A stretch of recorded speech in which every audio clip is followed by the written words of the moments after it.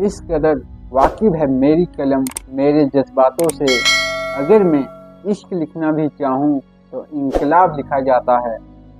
भारतीय स्वतंत्रता आंदोलन के सबसे महत्वपूर्ण क्रांतिकारी में से एक शहीद भगत सिंह की आज जयंती मनाई जा रही है। महान क्रांतिकारी और सिर्फ 23 साल की उम्र में देश की आज़ादी के लिए मुस्कुराते हुए फांसी का फंदा चूमने वाले भगत सिंह का जन्म पंजाब प्रांत के रायपुर जिले के बंगा में 28 सितंबर 1907 को हुआ था। आज पूरा देश भारत माँ के वीर सपूत शहीद आजम भगत सिंह की जयंती पर नमन कर रहा है।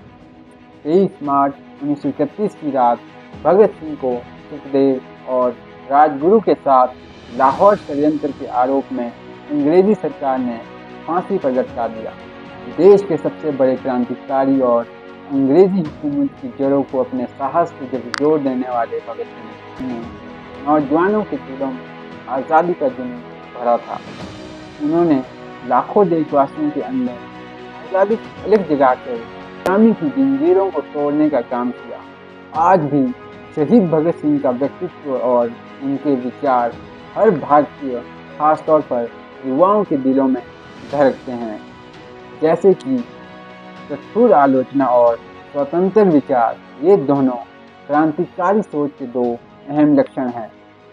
शहीद भगत सिंह की जयंती पे मैं आप लोगों के समक्ष एक कविता प्रस्तुत कर रहा हूँ, जो कुछ इस प्रकार है। मोमबत्तियां बुझ गई, चिराग तले अंधेरा छाया था, फांसी के फंदे पर जब तीनों वीरों को झुलाया था, सुखदेव भगत सिंह राजगुरु के मन को कुछ और न भाया था, हंसते हंसते देश की खातिर फांसी को गले लगाया था।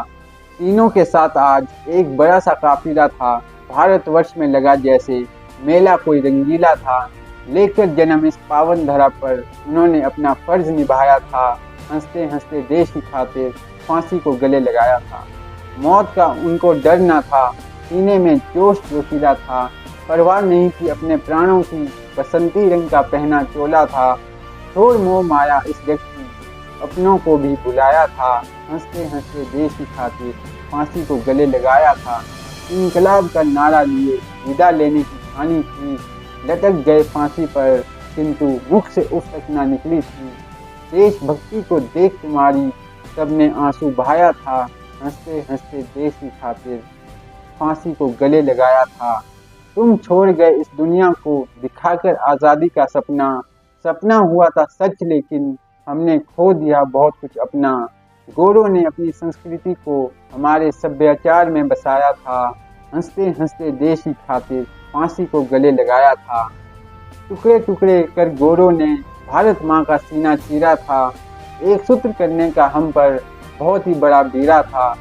हिंदू मुस्लिम के झगड़ों ने इंसानियत के रिश्तों को भरमाया था, हंसते हंसते देश की खातिर फांसी को गले लगाया था। आज़ादी के बाद तो देखो कैसे यौ लगी बीमारी थी, हिंदू मुस्लिम के चक्कर में लड़ना सबकी लाचारी थी, कुछ को हिंदुस्तान मिला तो कुछ ने पाकिस्तान बनाया था, हंसते हंसते देश की खातिर फांसी को गले लगाया था।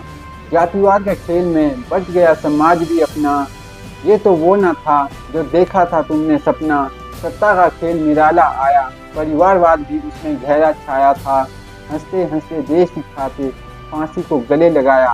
गांधी, नेहरू और जिन्ना ने फिर राजनीतिक माहौल बनाया था, देश की सत्ता की खातिर अखंडता को दांव पर लगाया था, बस अपनी बात मनवाने को देश को टुकड़ों में बंटवाया था, हंसते हंसते देश की खातिर फांसी को गले लगाया था।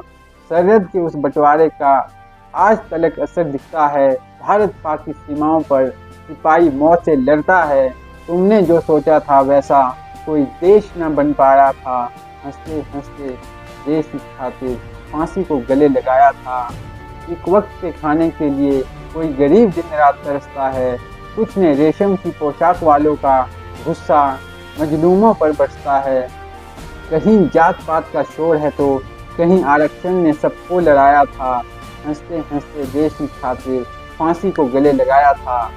जैसा ना तुमने सोचा था वैसी है अपनी आज़ादी, देश के लोग भी कर रहे हैं इस देश की बर्बादी, जब जब सोचा तुम्हारे बारे में मुझको तो रोना आया है, हंसते हंसते देश की खातिर फांसी को गले लगाया है। ये कविता लिखी थी दोस्तों हरीश चमोली, टिहरी गढ़वाल, उत्तराखंड से। दोस्तों आपको ये कविता कैसी लगी कृपया मुझे कमेंट बॉक्स में ज़रूर बताएं और इसे और प्यार देने के लिए लाइक और शेयर ज़रूर करें, चैनल को सब्सक्राइब भी करें और बने रहे इनक्रेडिबल ट्रैवलर के साथ। जय हिंद।